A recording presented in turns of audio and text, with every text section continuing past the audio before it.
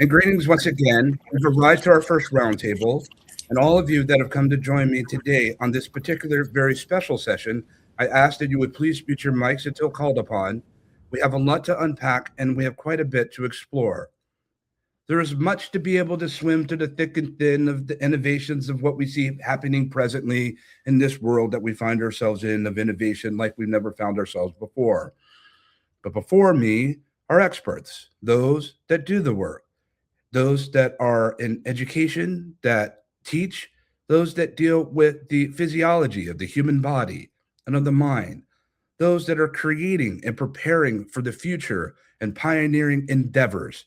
I'm so happy to have each of you with us today, and we may be soon be joined by others. But for the moment, who we have is quite sufficient. And so may our gather be well. When called upon, I would ask that you would unmute your mic to be able to let us know who you are and what inspired you for being here today. And also, what are you doing in this world? 30 seconds or less per answer. We have a lot to unpack. And to my right, beneath, is Allison. Welcome. Hello. Is my mic okay? It's interesting, I should say. Please continue. Okay. So thank you for having me here today. I always love that. We're going to briefly pause you to adjust your mic. It's not as okay as we would like it to be, but in the interim, Lauren, welcome. Hi, everybody. I have to show my special experience because she has been on every GatherVerse now. This is Avery, my bestie, and she's Easter Bunny right now. Yeah, this has probably been, I don't know, I would say probably my 10th GatherVerse, and it's been a really fun time coming. I feel really connected into the community, and it's allowed me to meet a lot of people all over the world. So that's really what got me here today. I'm an immersive technologist and a futurist. I got a master's in virtual reality at the University of the Arts London, which was a really cool experience. That one taught me a lot about immersive technology and what you can do with it, and you can bring it into every industry, which is the main thing that I really like about it. And it also just got me a really good worldly view, and I feel like it really opened me up to a lot of new cultures, and that expanded my mind a lot. So I really admired that experience a lot, and I'm just happy to be here. We're happy to have you, Lauren. Thank you for sharing. McKeldy. Hi all. Hi, Christopher. Thank you very much for having me again, the second time in this GatherVerse. I think it's very interesting, this one, because AI is becoming something too big. I mean, there's a lot of things that can be created alone with just a prompt, and you can hyper-personalize everything. Nothing can be the same for two people. For same people looking at the same things are seeing different things. And I think it's a very important moment to talk a little bit about this, to think a little bit about this. And of course, as you have told, Christopher, we need to think and think, what do we want to give to our children, how we want their future to be. Now it's a very, very important moment, I think, and this gathering is very, very important for me. It's a very important moment indeed, McKeldy. We welcome you once again. Thank you for sharing this. Thank what you. we do build today will no doubt impact our children for tomorrow. Thank you. Maria, welcome. Hi there. My name is Maria Soares. I'm an electrical engineer with a specialization in AI and robotics. I'm also very interested on this moment regarding not only AI, but emergent technologies. I feel it's a very important moment for humanity.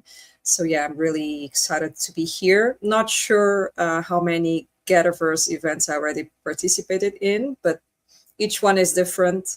And I think today is going to be a very special one. I would agree with that. And we're so happy to have you once again to join us for this very special and very important moment in humanity. Thank you, Maria. Stephanie, it's so good to see you again. Welcome.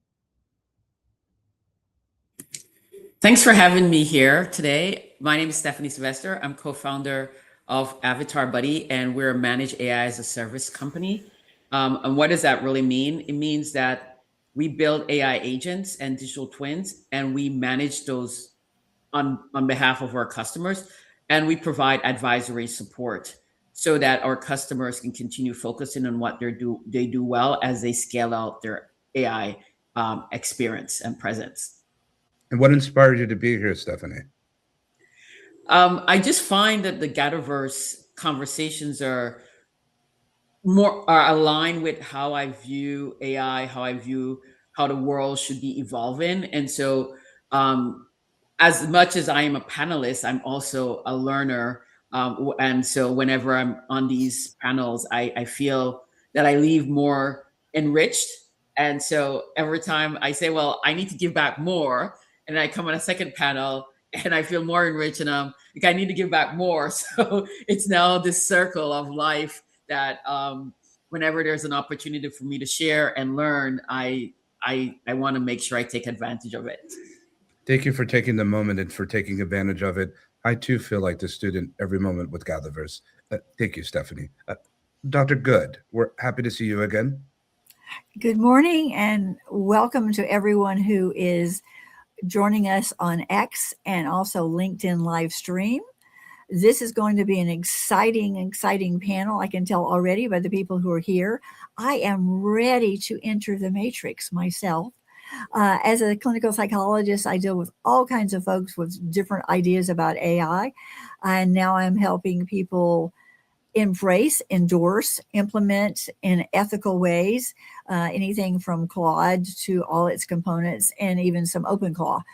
Yes, it's going to be an exciting opportunity. And now with XR, where we're going to be able to be in the physical presence and permeated by something that we've never experienced before in this world. It is indeed exciting times. It's exciting times indeed, and we're very happy to have you, as well as everyone that's visiting us from every different live stream that we could possibly think of in the moment, including GatherVerse.live, where the majority are situated with us. We're so happy to have each of you with us, audience. And Allison, welcome back. Hello, is this better? It's a little bit better, but let's give it a shot.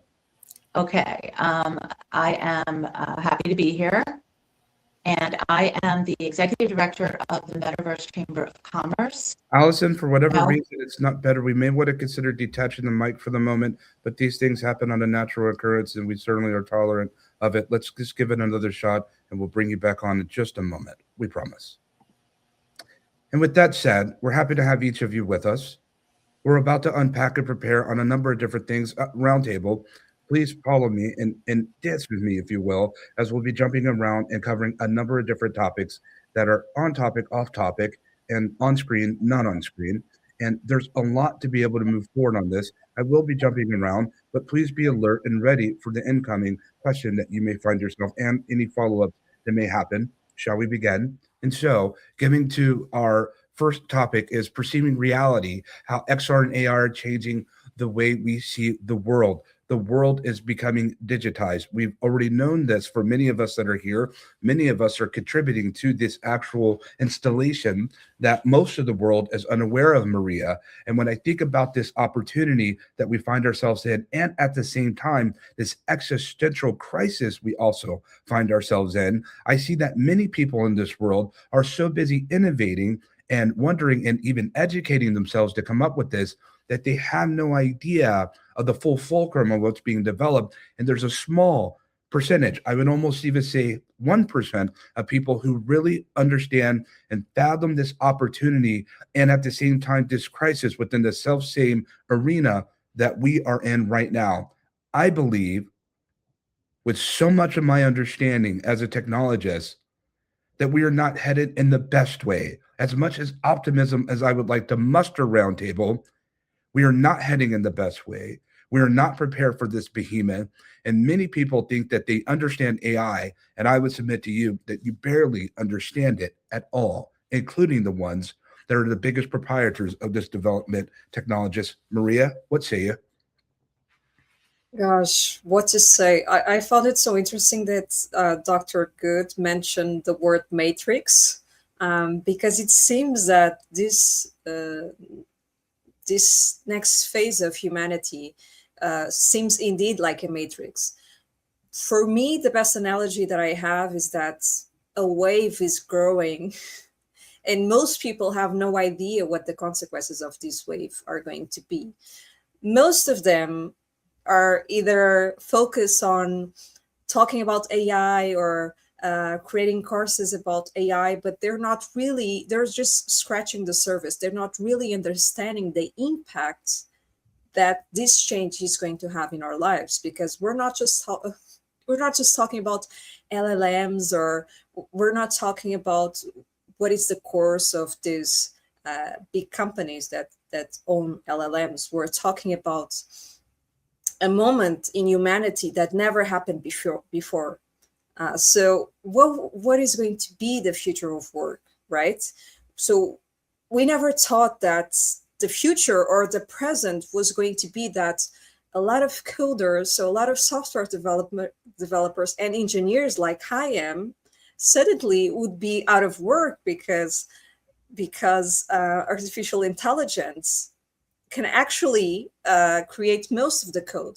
So software developers are turning into architects, and so much is going to change on the future of work that we really need to make a pause, and we need to gather ourselves and have these think tanks to really think about how these next few, I would say months, it's not even years, but months until the end of this year, what is going to happen? And as a society, as a humanity, what do you want to see for the world? Because it's going to have such a big impact in all of us that most of people, like you were saying, so most of people are not really going deep on this subject.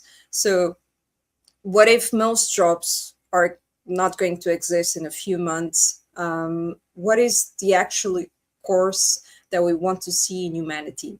And answering the part about reality, well, everything is changing. That's why I found it so interesting, the term that Dr. Good used, matrix, because sometimes we're not sure if we're in the matrix, like what is happening, what is reality, everything is changing so fast that I found it so important to have these conversations. But yeah, this is just 1% of people that actually have these conversations and think what is going to be the course of humanity for these next few months. And I fully agree with that. And thank you for sharing that, Maria. I think it's really important for people to really start to be blunt with it. Wake up, because you don't want to be on the other side of this where you have no control on what happens and what impacts your actual livelihood. The days of us coming together and singing Kumbaya at different events and XR events, to me, those days are fun, but those days are done in my mind.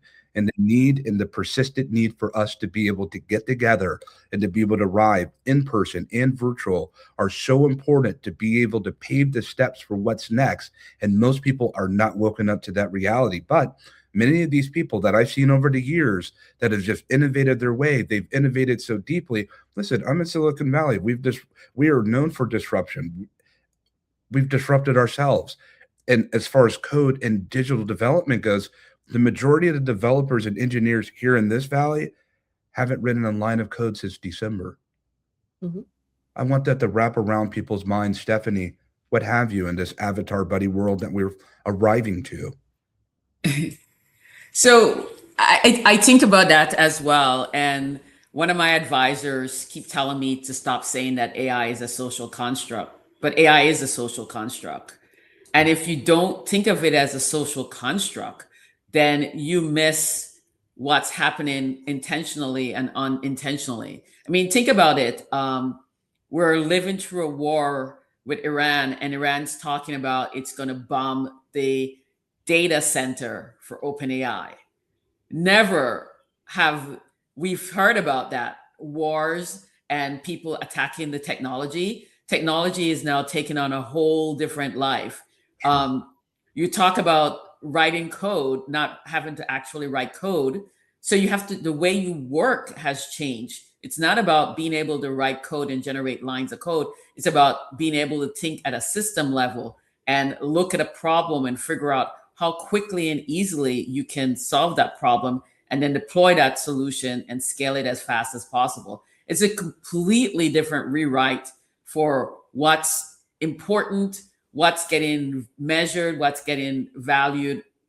And then when you think about the ethics of it, when somebody decides that they are going to use their resources to build a piece of software to degrade women rather than use that same technology, those same resources to figure out how to improve our supply chain so everybody gets fed.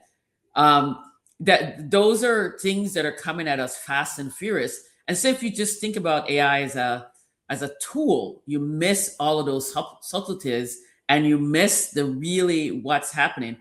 AI is changing our world, whether we like it or not. The way we show up, the way we process things, it's all fundamentally changing. And I am hoping that the good actors in the world will pull their head out of the sand and say, we want to steer this train down the path of good, not questionable and nefariousness. And it can be done. It can be used for good. It can be used to help bring back human to human connection. It can really do a lot of things that will help improve our society. Or we could end up with a train wreck that results in anarchy. And people think that I'm being an alarmist when I say that, but I'm not being an alarmist. If you studied about nation, state, and society building, you know that anything that undermines the middle class undermines the stability of democracy. And if you undermine democracy, there's three options: anarchy, totalitarianism, or authoritarianism. And none of us want to live in those societies. None of us want to live in those societies, and many people are living in those societies right now as we speak in different areas. And unfortunately, as I've been taught, sometimes things don't matter until it comes knocking on our door. And I would submit to agree that we are living in this social construct of AI developed generative technology, if you will, because look around us. We've become more virtual and more digital in the past 10 years than we have the past 30 ever in our lives. The communication apparatus, human tech-centered transfer of information, the cloud, distribution and deployment of ideas and thoughts has become more abundant. And you're absolutely right, Stephanie. Thanks for sharing. We'll get right back to you. This is what we're headed to. This is what prospective we're headed to. I thought it was an interesting point when you start to be able to point out that when you look at the platforms such as OpenAI and Anthropic and Google, they're now under the threat and the tyranny and the bondages and under the auspices of war as well. They're subjected to it because this technology is integrated into the battle and the rudiments of warfare.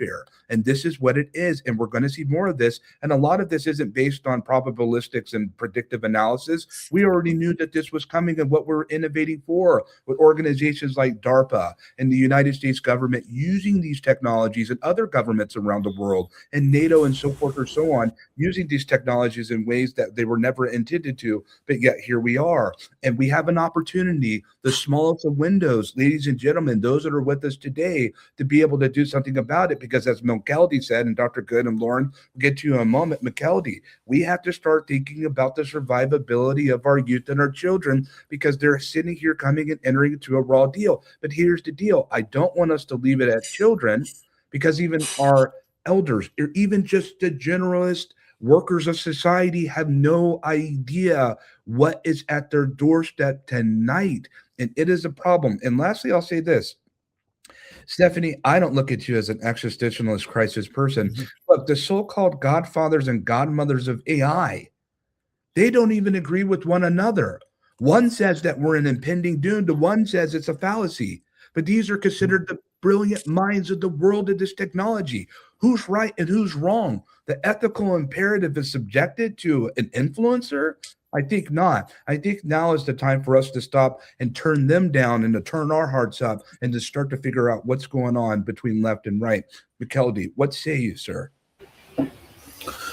Well, it's a hard moment, and with all this technology, okay, as you said, the founders of the AI, the godparents, don't agree with each other. That's right, because they created this from many years ago, and right now we are seeing the results of so many research, so many data, so many information, and something interesting is happening that with all this information, it's been trained by us, by all of us. I mean, we're giving all that information to all these LLMs, and they are being trained with all our data, with all our consistency, with all the things we get free from the internet, from the products. When a product is free, it's not free, that you are paying it with your data. And all this data has been used to create or train all these massive learning models like Anthropic, OpenAI, and all of them. And I mean, and it's technology. I mean, I think a very important thing for me about technology is you can't build a product around technology. I mean, you just need to think about the people and see what technology needs to be created for that, for solving a problem. I think that we are just working with technology. Let's see what we can do with this new technology. Next week, another model, a different model will appear. Let's see what can we do with this. No, just wait a minute, just stop, just think, what do you want really to build? Not just thinking about that technology that that has been created with all our data, and just try to think about people. I think this GatherVerse is for that, for thinking about people, what we can create good for all people with this technology. And I think that's the more important thing we should live, we should try to make with all this. I think you have been talking, of course, about the war and all military technology is where the technology starts. First, the military develop technology, and then they show to us to just small pieces just to make other things. No? And I think we are seeing many things that we shouldn't be seeing, but it's also part of the human being, all of this. So it's a pity, but it's like that. But it's in our hands that what we want to do with that technology, if we want to help people, or if we want just to make more and more money with it. I agree. And at the expense of people's lives is what it's costing. It's no longer making a startup deal, and it's no longer about adoption, traction, scalability, multinational. There's a little bit of pound of flesh that's involved with almost with every deal that Silicon Valley makes these days, whether we appreciate that or not. And I sit here and I think about what you said. Thank you, McKeldy. I think, and we'll be back to you in just a moment, as well as everyone else, Lauren, including you. But Dr. Good, I think about the immensity and the magnitude when we start thinking about what we want for big technology to make. And as McKeldy eloquently said, I thought that was rather beautiful, audience, whether you were truly paying attention or not. I certainly hope you were thinking about, instead of building a technology for things that we can do, why don't we take that time and build them around the needs of people? People would often say about Maslow's hierarchy needs and so forth and so on. But I would submit to you this, McKeldy, and the audience that's with us. Why are we waiting for big technology to build what we can build now? We've never had this much democratized access to tools that are as affordable as they are. We are entering into a phase when it comes to these frontier labs where we can build the very products that we use every day. I don't have to use your product and subscribe. We're in a subscribers economy, and we get locked in and couched to other people's subscription-based services. They hike these prices up whenever they feel, whenever they want, and they're already generating substantial profit. And then they'll abandon the very products that we're subscribed to, that we're building to, because it's just not in their interest to build it anymore. There's no longer a sense of fidelity when it comes to these very platforms that we're adopting. So I would submit to everyone that's with us today, consider building and buying your own. And the energy that you're applying to be able to have other people change their ways and their modus operandi, I think those days are done. And we're getting closer to the idea that you and I could be able to build the very things that we want to be able to help introduce to our local and expanded communities global. And I find this will be a wonderful opportunity, Dr. Good. What say you? Well, do we take the blue pill or the red pill? I took the red pill a long time ago, but please. In 90 days, Optimus Prime will be online. We'll be coming out of the assembly line, And one of the wonderful applications is healthcare, XR also, but also Optimus Prime will be able to help our elders in nursing homes and at home. You'll be able to buy a robot for $20,000 who will be able to provide elder care, helping them get them in and out of their beds, personal care. And if you had to replace that person with 3 shift workers, that would be over $100,000 a year. So we will have robots that will be able to help us do all kinds of things. And every application that we can think of that will help mankind be better, it will help us in the long run to be more creative. It's at our fingertips. XR has only been barely touched at all the things that it can do for us. It's already in the healthcare field, is helping physicians do high risk things without the risk. It's helping us in so many, many ways. But what really scares me, Christopher, is that we say we're the 1%. No, we're the 0.001%. The people that are in my world, the language that I speak now is not the language that they speak. And so we have created a whole difference of what's happening. And unless we can bring them with us, they're going to be left behind.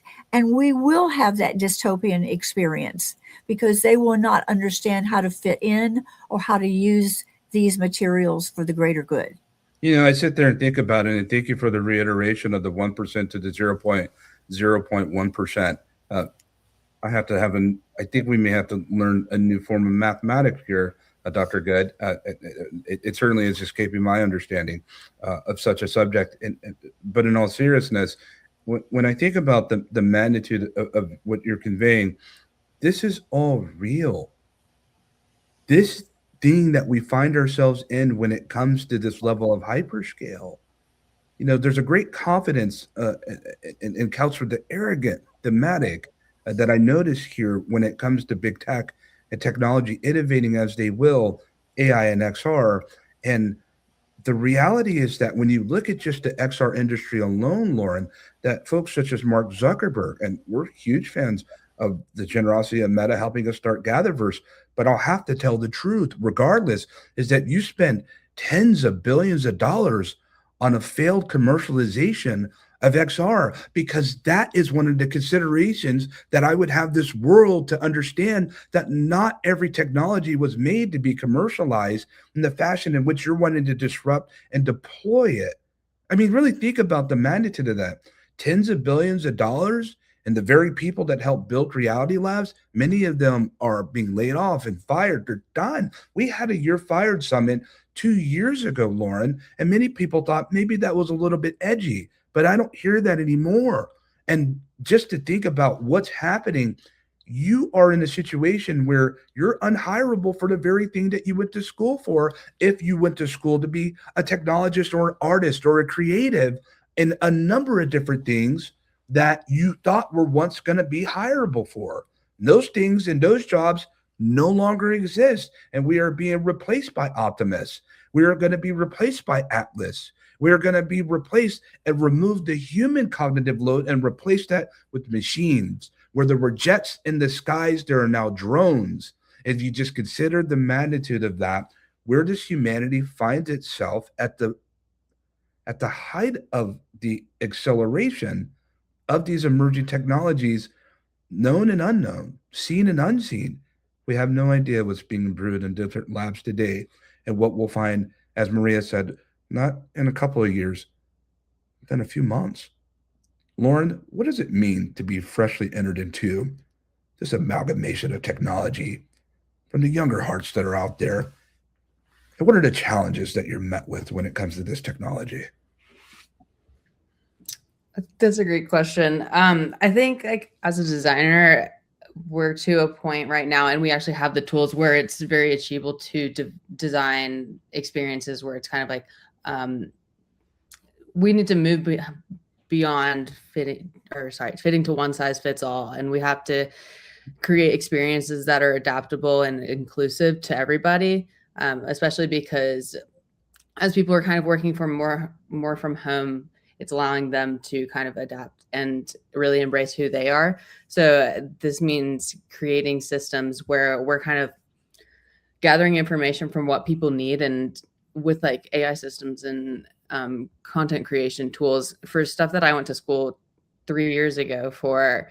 A lot of people can do a lot of the things that I learned how to do, such as programming, just because we have the resources and AI systems where we can ask questions and learn on the spot. And learning is literally at our fingertips nowadays. So it's a lot easier to create experiences that are for different people of cognitive diversity, and we can create experiences that work tailored to each individual and each in different kinds of, like, for example, like different industries. We can make experiences that are great for businesses to use or educational systems. And yeah, so the challenges that I've kind of found is just creating things that tailor specifically to what people need, not creating something that is a one size fits all, like really gathering information and getting to know your client ahead of time, rather than just kind of assuming. So creating, for example, like forms that really hear out what the people need. Yeah, so the goal essentially now is not creating a uniform experience, but creating an equitable experience. It's very interesting when we start talking about accessibility and reaching out to people. And as rudimentary as that may have sound, I applaud it. I applaud it. We go for such highbrow, Stephanie, when it comes to innovation. And while we can stay and keep our head in the cloud, if you will, of technology, I just think it's so important to come down to where the rest of humanity is, to give them the necessary tools and utility and protocol and platform that makes sense for just average humans that are just going by it day to day, instead of leaving them stuck in the muck and the mire. I think Dr. Good referenced that we want to bring people and get people and bring as many people as we can, but I would submit not everyone's going to make it. We're in the transitionary state. Do you know that most generations, ladies and gentlemen, they don't live in transitionary states of existence when it comes to industry and development? We've gone from agrarian to industrial 1, of steam to electricity, industrial 2, the information age, so forth and so on. And most people live within these generations, on these generations. But in the transitionary phase, especially when anyone finds themselves with generative technology, whenever there's generation, there's degeneration, because it comes from progeneration. So whenever you find yourself in a generative state, there is a degenerative state. In order for something to go up, things must come down.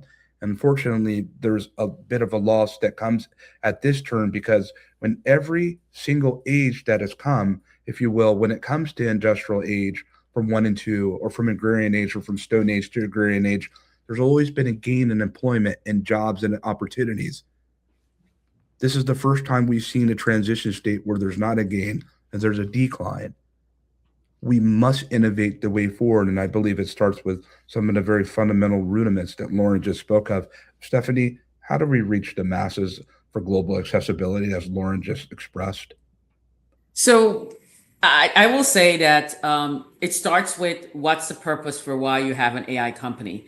So at Avatar Buddy, we started with the simple idea that if you create a digital mentor to help people who don't have mentors, and create this environment where people have an adult that believes in them more than they believe in themselves, they can then find the inner will, the inner power to transcend whatever it is that you're dealing with. It helps them be a better person. It builds their self-agency, self-advocacy, and then they love themselves. And the more people love themselves, the better it is, right? Because if you love yourself, you're less likely to engage in any kind of ism or phobias that usually causes you to punch down on another class that's not like yourself. And I say that to say that the reason why we are building out our solution is to make it accessible to everyone, and from a human standpoint. So we build agents to amplify people, not to replace them, but to amplify them so they can do their jobs faster, more productive, but also do it at a higher quality so they feel good about themselves. So they're at work, they're feeling good about themselves. They can get their work done they have 12 hours worth of work. They're now completing it in 6.5 hours, 7 hours. They can go home and they can be present with their family and their friends. And it sounds utopian and almost naive, but that is how it's supposed to be, where we get to a place where AI helps us increase our sense of purpose, our sense of belonging, and in doing that, increase our human to human connection. And so sometimes I say to people, the deep fake is good, because since you can't trust anything you see, you must now re-engage in human to human interaction to validate that what you're seeing and hearing is correct. You must take the time to get to know a person, so that when you hear something about that person, you can discern whether or not that person is a true reflection of that person, or if it's a lie. And I'll just leave you end my comment with one story. So I had a position once, and somebody said to me, Stephanie, I heard that you stole $5,000. And I said to the person, so, and the person said, what are you going to do about it? And I said, why would I need to do something about it? I said, do you believe that I stole $5,000? And he laughs. He's, of course not. I know who you are. You wouldn't steal $5,000. And I said, the people that know me will know I did not steal $5,000. The people that don't know me might believe that story until they meet me and realize that I wouldn't steal $5,000. And the people that want to believe, that know me and want to believe that I have stolen $5,000, it doesn't matter what I say, they will still believe that. Why spend energy on something that I cannot change?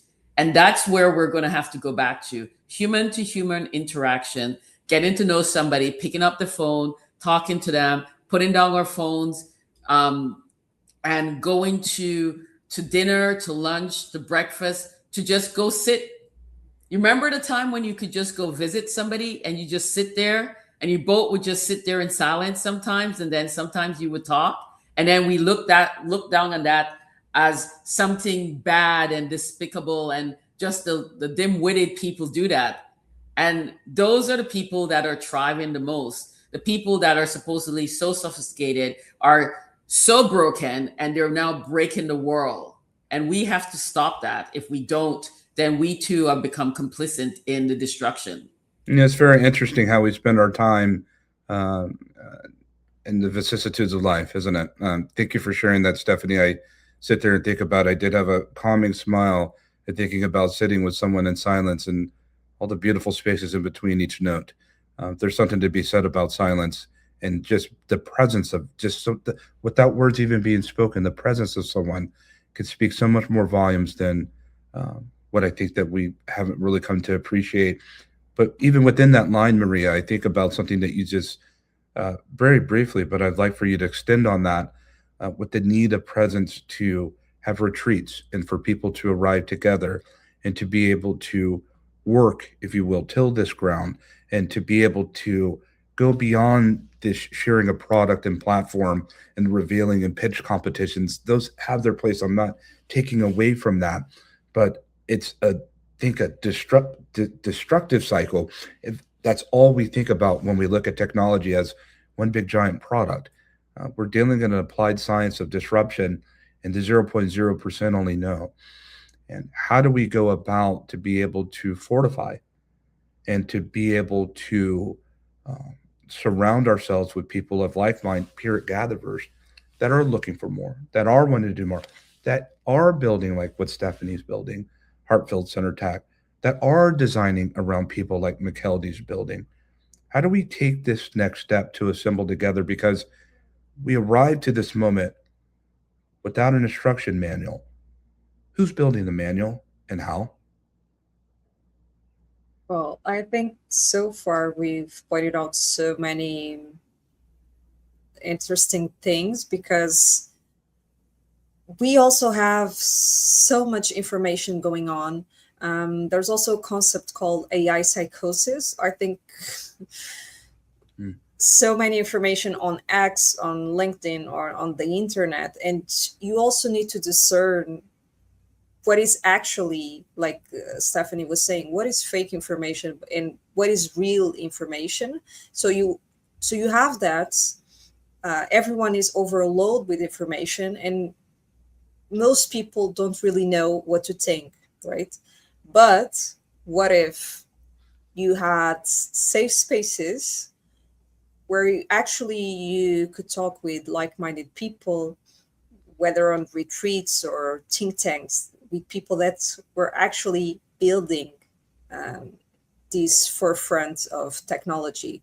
So they're like us, they're engineers, they're professors, they're futurists, emerging technologists, people that are actually really concerned about, well, I say the future, but it's actually the present, right? So we're talking about the future, like the future is in 5-10 years. Well, the future is a day from today. It's tomorrow. It's today.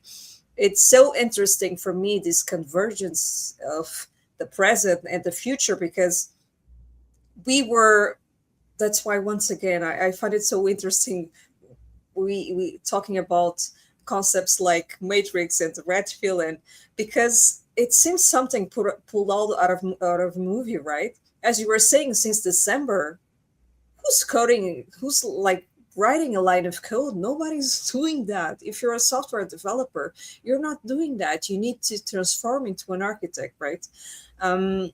So everything is changing so fast that if we had those spaces, if we had those, it's not only meetups but actually think tanks where the future that is actually the present is being discussed, where we approach technology not only as tools but actually as the layer of what is going to be, well, the definition of everything, really, this next revolution. We really, as a society, need to have urgency in discussing these topics.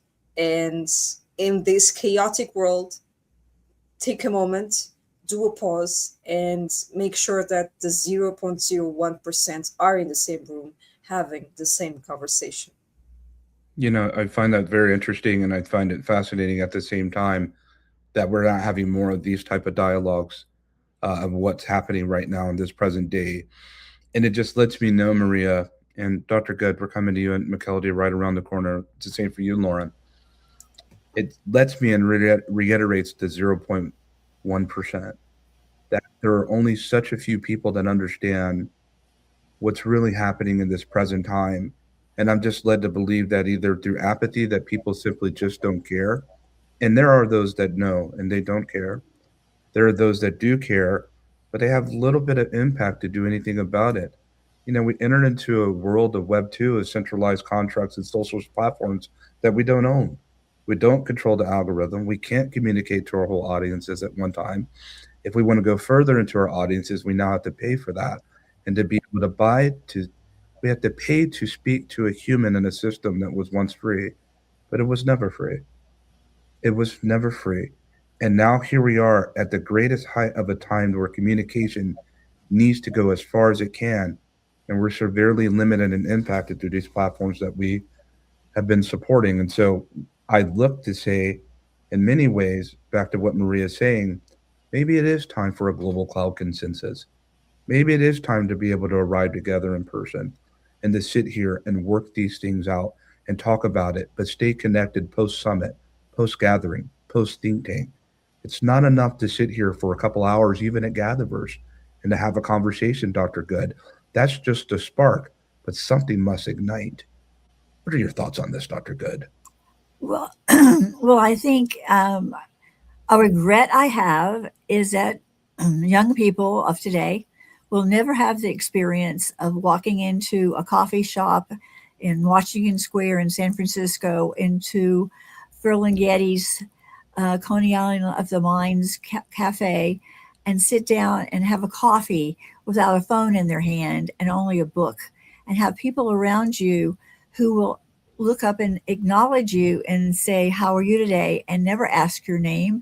But suddenly we start talking about the book we're reading, whether it's A Stranger in a Strange Land, which was a biggie back in the day. Those kinds of things are never going to be the experience of our little ones unless parents make it happen. But the parents don't know what's coming. So the lack of education and the lack of knowledge on that level is scary as hell. I had an application I thought of about 10 years ago working with elders. Lots of them are very, very lonely and they've never been able to travel. And like people, if you're from Czechoslovakia, your whole family's from there, and going to Prague was like their biggest dream. In Texas, we have a town called Prada, which is where all the settlers from Czechoslovakia went. If I could have an XR experience for these people to put on and travel through the land that they never got to go to and be relational with people who actually were speaking their language, and they're still doing their yakshimash, they're still going through all those things. How that would open up their world, how socialization would slow down things like dementia, because that is one of the keys of staying connected. So despite the fact that technology is technology, it can be the spark that creates connection. And as Russell says, we don't trust first, we verify first. And so we verify that we're good people, that we're good actors, and that we have the best intentions when we're using this technology. I would concur, and thank you for saying that, Dr. Good. And McKelty, as I was listening under the sound of Dr. Good and all the other comments that have been expressed thus far, I think about these lines of perception. I think about there was a time where we can design and iterate and we can discern human factor ergonomics to be able to perceive these extensions of reality and say, okay, this is a digital construct and this isn't. But now the time has finally arrived, everyone, to where these diffusion models are generating scenes in video movement, and adversarial networks are creating visual installations where I, as a technologist that's been involved in this space in visual intelligence and spatial intelligence for over a decade, I can no longer discern between what's real and not visually in human eye resolution. And so, McKelty, how much more further are we about to get with this when it comes to design? And what is the thing as a designer that gives you the most pause of consideration in the direction that we're headed when it comes to the marriage pairing of artificial intelligence and extended reality? Yes, well, there are a few things in what you have asked is very interesting. That when you are building, creating, designing for people, you can right now in XR use artificial intelligence to make a hyper-personalized experience for each person. That's something really interesting that can help a lot and give an unique experience for each people. That's very, very interesting. If we are using it for good, it's incredible. But I think that not everyone will use it for good. So I think one thing that Dr. Good said, that it's really, really the most important point is the education. I mean, education of our young and of ourselves, because right now the young people live in the world of immediately, the fastness, continuous stimulus, new stimulus all the time, scrolling new videos in YouTube, in TikTok, in everything like that. And how do you know if that content they are seeing is real, is fake, is not?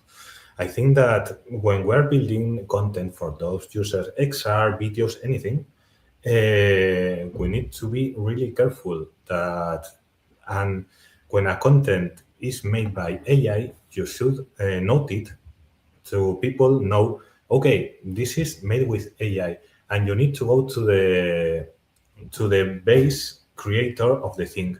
And that's the most important and difficult thing, that when users, they are all the time looking, they are not stopping to see where this is coming from. Is this true? Is not? But I think it's about the education. We can build, giving the users the ability to create or to watch something real, something virtual. They need to know what they are watching. We need to let them know what they are watching, and of course, make them the choice available to what they can see in each moment. And of course, for children, right now mine is in here. 1 second, come here. This little boy wanted to appear. Sorry, just say hello. Hello. Okay, and I think it's the most important thing: education for our young kids to know what they are watching, what they are seeing, and letting them use it wisely. Thank you for sharing that, McKeldy, and happy to see the little one that's with you. There's nothing more important than family. And That's so when right. we think about this, Lauren, with the few minutes we have, and we'll pass the mic around briefly. Where are the heroes at? Shout out to the superhero engine, She Summit. But where are the heroes at? McKeldy just talked about it. Stephanie alluded to it when it talks about the value of the deep fake pushing us to going towards something real that we can discern, if you will. But where are the heroes, Lauren? Who's going to step out on a limb and be able to create this trustworthy and verifiable technology? Who are the people that are going to go out here and equip those that are using this technology to give them the level best opportunity to make sure that they're not deceived in the information that they're wanting to receive from whatever given environment or thing that they find themselves using, that they believe is so real? I believe we're heading into a time, as I sit here, live and breathe, and look at each of your faces, I believe that we'll be able to see digital twins interact with us just as real as you are, just as real as I am. And I cannot tell the difference between Maria, Stephanie, Dr. Good, McKeldy, and Lauren, because there's enough sufficient AI with memory and agentic system that's embedded into this environment, these digital, human, real looking environments, and I won't be able to tell the difference. Or will I? Perhaps the chamber of the human heart is the best device that we'll have to be able to discern what we're dealing with when it comes to the very animated and intelligent animated constructs. It's one thing to design a virtual world, but it's a whole nother idea when that world can see you, communicate with you, and share a life with you. Lauren, what are your brief thoughts on where we're headed? Where are the heroes of design today for XR? I think that the heroes really lie in the people that are focused on authenticity and creating experiences, like it's people that are passionate about having a purpose and really just focusing on ethically creating that purpose. Whenever we create ethical design and really follow true to our passions, like that's when it becomes the most authentic, rather than just kind of following the trends or following what we think we should do. Having a purpose and always coming back to like, what is that purpose? How do I get there? And having kind of like your principles, even if you have to lay them out and write them kind of down, but just coming back to that and asking yourself, does this align with my truth? I think that's the best way to get there. Perfectly and well said. The way to end this roundtable discussion. As much as I want to pass the mic around, I have to respect the tenets of the very format that I created. And we're heading already into our next roundtable discussion. We certainly enjoyed this opportunity to be able to sojourn with each of you, to be able to hear your expressions, for you to pull away from your hard work and labors that you're tending to be able to come share a moment with the global GatherVerse community that's on GatherVerse.live and LinkedIn and X and Facebook and so many other different streams. We're restreaming, rebroadcasting around the world. We want to say thank you to each of you and to stay with us as quick as it comes, as quick as it goes. We have another roundtable discussion of professionals that have come to situate themselves in safe concentric circles here at GatherVerse. Thank you so much, each of you, for being able to share a moment from your heart. The takeaway is this: built ethically for the chambers of the human heart and in the construct, and to be able to discern human, but only 0.01% will really, in today's modern world, contemporary to our time, understood of what was just said here. And I'm perfectly fine with that. May our gather be well.